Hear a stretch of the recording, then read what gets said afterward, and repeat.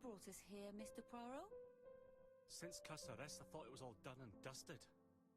Miss Gray formally identified him, as well as Miss Barnard.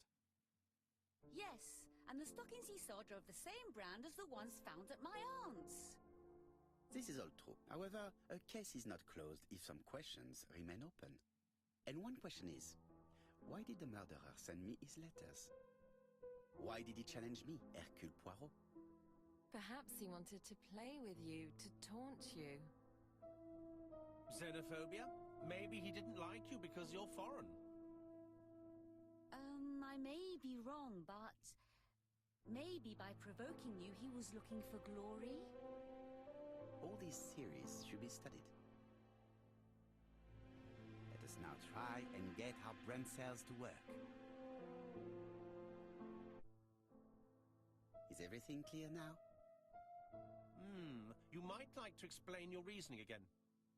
Of course. First of all, remember that the murderer made it a rule to always post his letter before the murder. He never digressed from that rule. However, in Churston, he encountered a problem. The village has only 500 inhabitants. With advance warning, it would be easy to arrest him. Therefore, the murderer delayed his letters deliberately with the wrong address. The plan wouldn't have worked if he'd sent it to Scotland Yard or the papers because everybody knows their addresses. The mistake would have been corrected and the letter would have been on time. That is why the murderer chose me as the recipient. Because for his plan to succeed, it was necessary for at least one of the letters to have a wrong address and get lost. It was very cunning.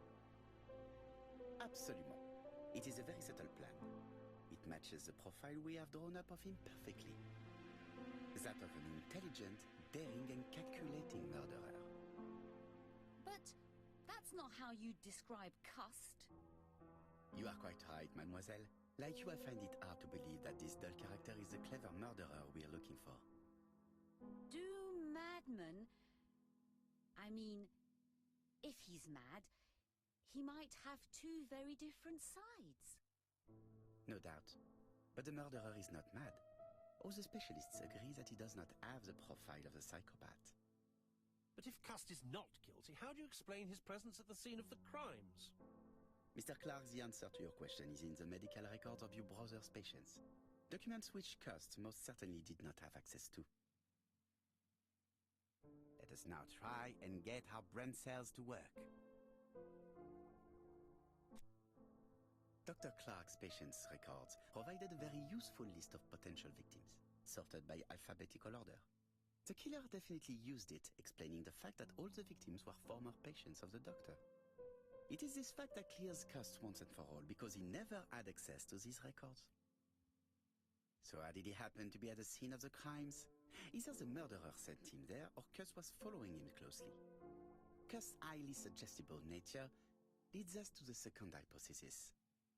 The murderer was manipulating him. He systematically sent Cust to the towns where he was going to strike, so that the suspicion would land on the poor man's shoulder. That's evil. What sort of killer could have such a plan? And what would he gain from 3 completely different murders? Indeed, it seems unlikely that the same murderer committed all the crimes. What should we take from that?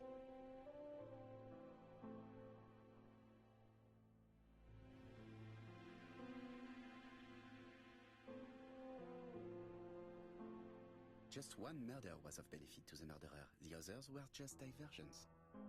On reflection, there is only one conclusion. The murderer killed once out of interest and twice to divert our attention. This reasoning points at 2 potential culprits. Franklin Clark. Donald Fraser? Yes, mademoiselle. That's good thinking. Mr. Fraser may have killed Betty out of jealousy. Mr. Clark may have killed his brother in order to inherit his large fortune. Both have a motive. But Donald did not have access to Dr. Clark's records. Please allow me to disagree with you, mademoiselle.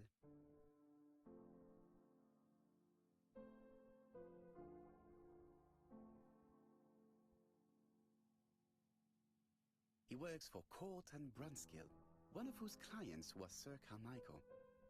It doesn't prove that I went to Comeside. You could have done it. And you may have used the opportunity to take a look at Sir Carmichael's records. You think I'm guilty? You or Mr. Franklin Clark? That's ridiculous. Both of you have a motive. The question is, which of you has the profile that most resembles the murderer? Let us now try and get our brain cells to work.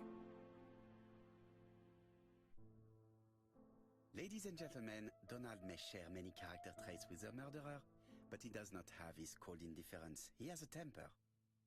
It is hard to imagine him planning anything. Also, jealousy is his motive, and crimes of passion are rarely planned. Right, I suppose it's my turn to be subjected to the same scrutiny. Absolument, Mr. Clark. Let us now try and get our brain cells to work. As you have all seen, there is a disturbing similarity between Mr. Clark's profile and that of the killer. In actual fact, it is exactly the same. Mr. Poirot, your psychological studies are interesting, but your conclusions do not add up. Why would I have wished my brother's death? The inheritance is lawfully mine. I just have to wait. No, you had to act quickly.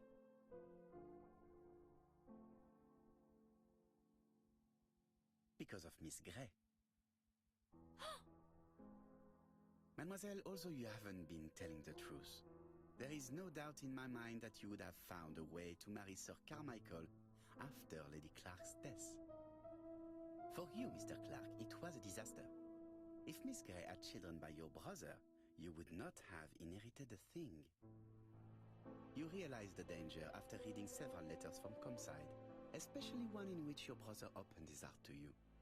So you hurried home from China, and you took action. In truth, Cust was no more than a puppet manipulated by the real culprit. You, Mr. Clark. Such an imagination, Mr. Poirot.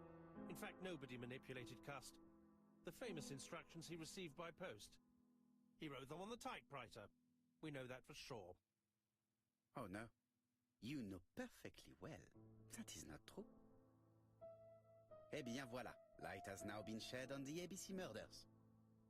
Your theories are ingenious, but you haven't any proof. One point to him. For the moment, I have no material proof. Either I admit to it, or I bluff.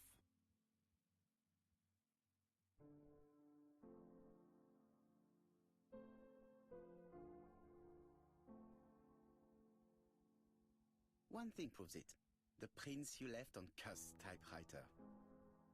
Enough. Oh, of course you wiped the typewriter before sending it. But not carefully enough. Scotland Yard has found your print along with those of Cust. I understand why you never wanted to lend me your new typewriter, and why you were searching through your brother's things. And the hole you dug on the moors. What did you hide there? The knife you used to kill your brother? Game, set, match. You win, Mr. Poirot. But it was worth trying.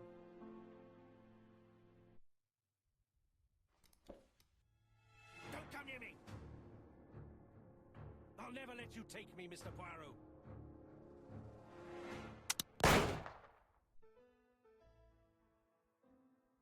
I'm sorry, Mr. Clark. There is no easy death for you. I expected your reaction, so I used blanks. I'm sorry, mademoiselle, but your second chance has been lost. Franklin Clark will never inherit his brother's fortune.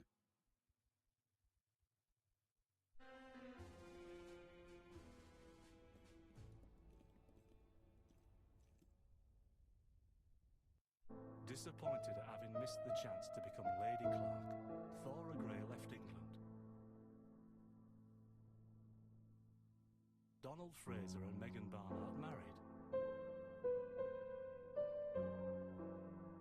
On Poirot's recommendation, Mary Drower started to work for Lady Clark. The elderly lady's condition suddenly took a turn for the better. And a few months later, to Dr. Logan's great surprise, she was back on her feet again. According to this eminent physician, it appears to be an extremely rare case of spontaneous remission. Lady Clark has enjoyed very good health ever since.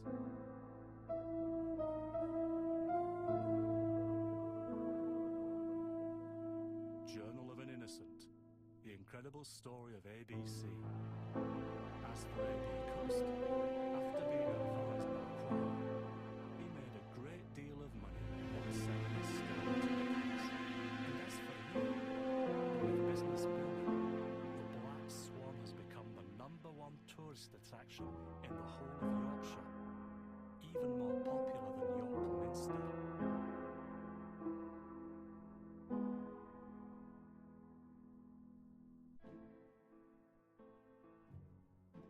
When Franklin understands that his brother's inheritance is going to be stolen from under his nose, he decides to get rid of him. In order not to be considered as a suspect, he has the idea of including the murder as part of a series that the police will put down to a madman. Franklin uses Sir Carmichael's medical records to choose his victims as well as the ideal suspect, Alexander Bonaparte Cust, who was seriously wounded in the war and suffers from bouts of amnesia. Franklin writes the letters he will send me before each murder on his own typewriter in advance. He contacts Cust by letter and offers him a job. Cust is convinced that he is working for a hosiery company. In reality, it is Franklin that sends him his instructions, his goods, and even his typewriter. When we receive the first letter, Hastings thinks that it is a joke. As for me, filled with foreboding, I prefer to inform Chief Inspector Japp. Following his written instructions, Cust goes to Andover. He visits Mrs. Asher's tobacco shop and sells her a pair of stockings. After Cust's visit, Franklin, in turn, enters the tobacco shop.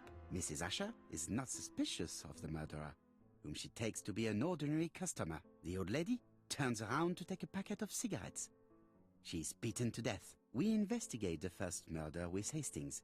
No suspect has a motive. A few weeks later, we receive a second letter signed ABC. Chief Inspector Japp is informed.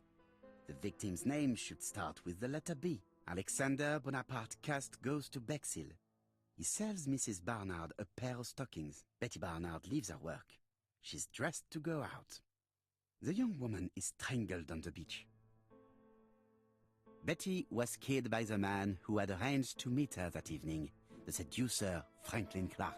In Bexhill, Donald Fraser appears to be the perfect suspect for Betty's murder, but he has no connection with Mrs. Asher. 5 days after the Bexhill murder, Cust goes to Churston for his work. In the afternoon, Sir Gray turns away a stocking seller. After dinner, Sir Carmichael Clark takes his usual walk. His brother waits for him, hidden behind a bush. The murderer leaps out from his hiding place and cuts Sir Clark's throat. The third letter arrived late. Franklin deliberately wrote a wrong address. In Churston, Thorogray and Franklin Clark are the main suspects. Back in London, Cust is seized by violent coughing fit and brings up blood. He stains his shirt, which later frightens his landlady. We receive the final letter from ABC. The next murder will be in Doncaster. The second general meeting in London highlights the common point between the victims, stockings, and a throat condition. Cust's landlady telephones Scotland Yard to tell them about her suspicions. Cust is arrested shortly afterwards in Doncaster. Franklin had planned a fourth murder in Doncaster. He abandons the idea after Cust's arrest. Cust confesses to the crimes he did not commit. He's an easy culprit. Too easy. Franklin Clark is unmasked. He is the true culprit and the man who manipulated Cust. And there we have it.